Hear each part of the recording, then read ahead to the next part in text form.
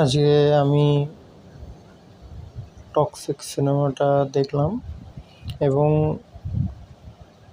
সিনেমাটার রিভিউ বলতে গেলে প্রথমেই আমি বলবো সিনেমাটার কিছু পজিটিভ দিক, যে সিনেমাটা অনেক খরচ করেছে, অ্যারাউন্ড 600 crore।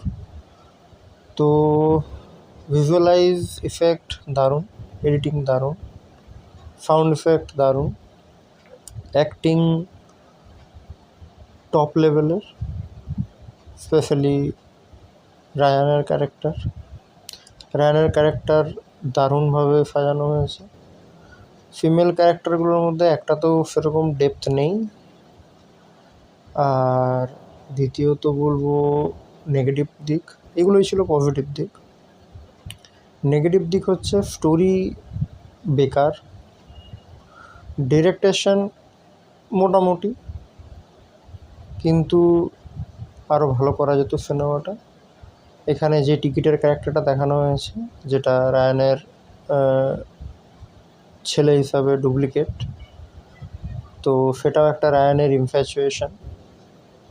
রায়ান যখন ওকে গাড়ি থেকে ঠেলে দেয় তখন ওকে বাঁচাতে পারে না, কিন্তু তবে থেকেই ওর মাথায় শুধুমাত্র ওর ওই ছেলের কথাই চলতে থাকে।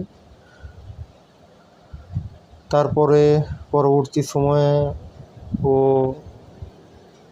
ওকে ভেবেই কাজ করতে থাকে, নিজেই ওর মধ্যেই আর কি ঢুকে যায় রায়ান, টিকিট। সো এক কথায় বলতে গেলে কি সিনেমাটার মধ্যে সেরকমভাবে কোনো ডেপথ নেই, কেজিএফের ধারে কাছে নেই, কেজিএফের একদমই ধারে কাছে নেই। আর